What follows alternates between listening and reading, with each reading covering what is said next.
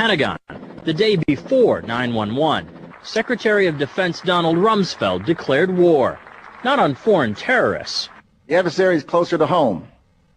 It's the Pentagon bureaucracy. He said money wasted by the military poses a serious threat. In fact, it could be said that it's a matter of life and death. Rumsfeld promised change, but the next day, the world changed. And in the rush to fund the war on terrorism, the war on waste seems to have been forgotten. My '03 budget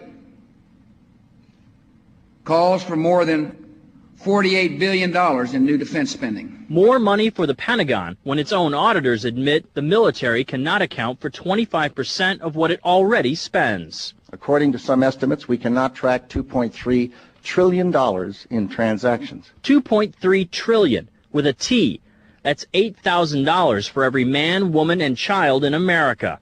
To understand how the Pentagon can lose track of trillions, consider the case of one military accountant who tried to find out what happened to a mere $300 million. We know it's gone, but we don't know what they spent it on. Jim Minery, a former Marine turned whistleblower, is risking his job by speaking out for the first time about the millions he noticed were missing from one defense agency's balance sheets. Minery tried to follow the money trail, even crisscrossing the country looking for records. The director looked at me and he says, "Why do you care about this stuff?" It took me aback, you know.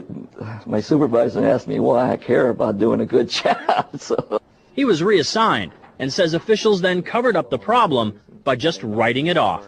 They got to cover it up. That's where the corruption comes in. They've got to cover up the fact that they can't do the job. The Pentagon's Inspector General partially substantiated several of Minery's allegations, but could not prove officials tried to manipulate the financial statements. 20 years ago, Pentagon employee Franklin C. Spinney made headlines exposing what he calls the accounting games.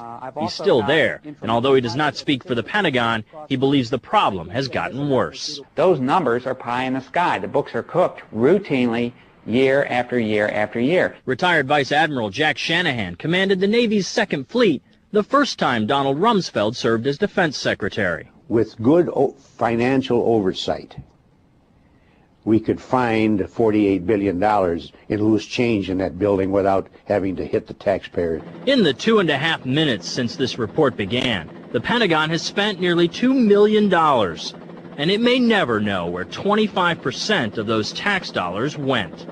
In Los Angeles, I'm Vince Gonzalez for Eye on America.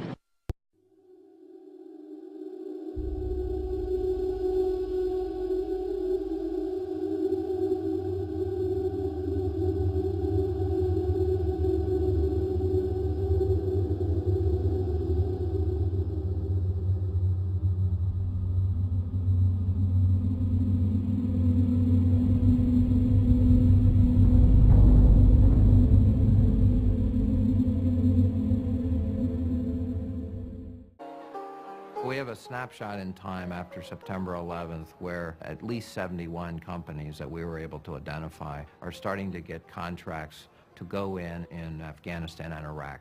All of the top 10 companies had former U.S. officials who had worked in the Pentagon or other parts of the U.S. government on their boards of directors or as their top executives. It's known as the revolving door, and people cash in all the time. Public officials go to work for companies and they make triple, quadruple, 10 times sometimes as much money as they used to make in public service. Number one recipient of contracts was Vice President Cheney's former company, Halliburton, and its subsidiary, Kellogg Brown and Root. KBR. We're the Army's contractor on the battlefield. Currently 65,000 KBR people around the world assisting the troops. And 10 of what? You know, the military-industrial complex isn't just the people in the Pentagon and the people producing the weapons. It's now increasingly got a very large service sector. Ham and eggs. Things that troops used to do, like peel potatoes and do laundry, we now have contractors doing. Congressional critics are questioning whether Dick Cheney helped Halliburton get billions. The FBI has revealed it is expanding its investigation into how Halliburton Company billed taxpayers for its contract work in Iraq. And it now appears some of those contracts were awarded with the knowledge and approval of the Vice President's office, which would seem to contradict his previous statements. As Vice President, I have absolutely no influence of, involvement of, knowledge of, in any way, shape, or form of contracts.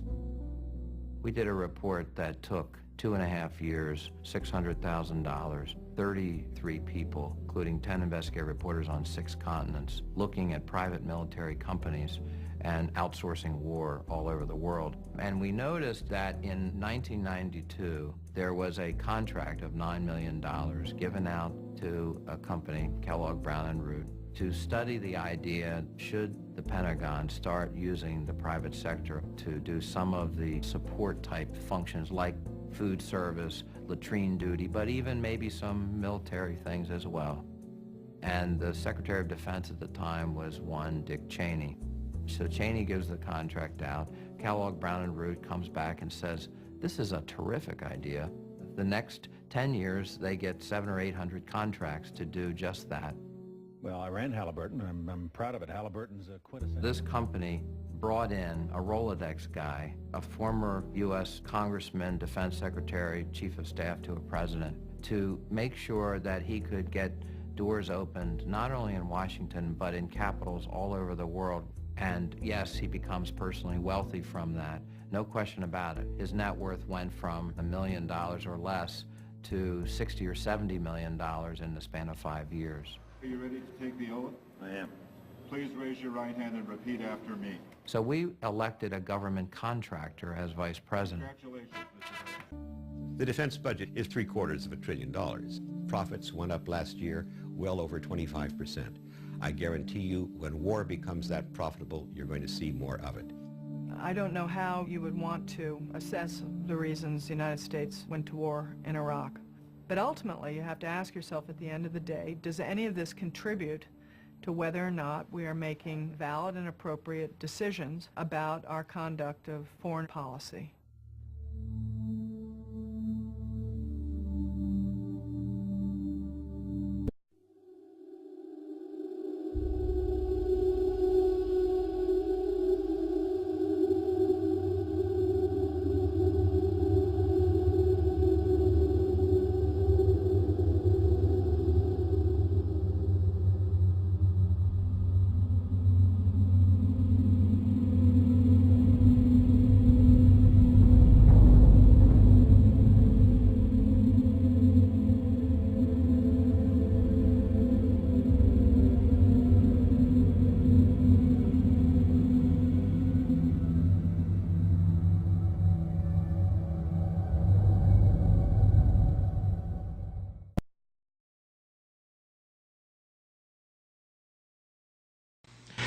For me, the pivotal evidence, absolutely demonstrating direct government complicity in and management of the attacks, was found in a number of undisputed yet virtually unaddressed war games that I have shown were being conducted, coordinated, and/or controlled by Vice President Dick Cheney or his immediate staff on the morning of September the 11th.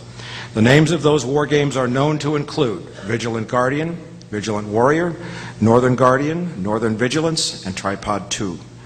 There is a possibility that Northern Guardian is a duplicate name, but the remaining exercises are indisputably separate events with different objectives. All have been reported by major press organizations relying on undisputed quotes from participating military and FAA personnel. They have also been confirmed by NORAD press releases. All, except for Northern Vigilance and Tripod 2, had to do with hijacked airliners inside the continental United States, specifically within the Northeast Air Defense Sector or NEADS, where all 4 9/11 hijackings occurred. According to a clear record, some of these exercises involve commercial airline hijackings. In some cases, false blips or injects were deliberately inserted onto FAA and military radar screens, and they were present during at least the first attacks. Excuse me. This effectively paralyzed fighter response, because with only 8 fighters available in the region, there were as many as 22 possible hijackings taking place. Other exercises, specifically Northern Vigilance, had pulled significant fighter resources away from the Northeast U.S. just before 9/11 into northern Canada and Alaska. In addition, A close reading of key news stories published in the spring of 2004 revealed for the first time that some of these drills were live fly exercises, where actual aircraft, likely flown by remote control, were simulating the behavior of hijacked airliners in real life. All of this as the real attacks began. The fact that these exercises had never been systematically and thoroughly explored in the mainstream press, or publicly by Congress, or at least publicly in any detail whatsoever by the so-called independent 9/11 Commission, made me think that they might be the holy grail of 9/11. And that's exactly what they turned out to be.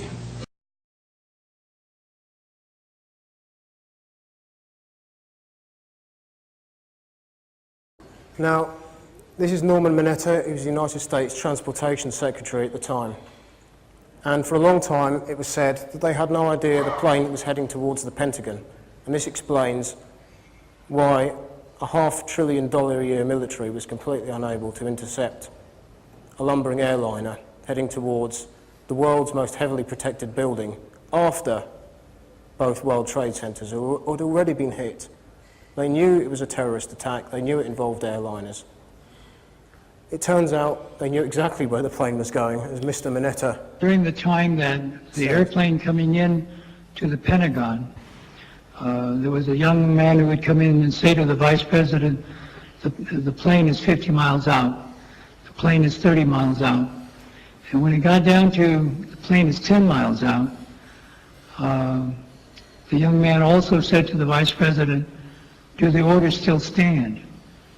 And the Vice President turned and whipped his neck around and said, of course the orders still stand. Have you heard anything to the contrary? Well, at the time I didn't know what all that meant. And the flight you're referring to is the flight that came into the Pentagon.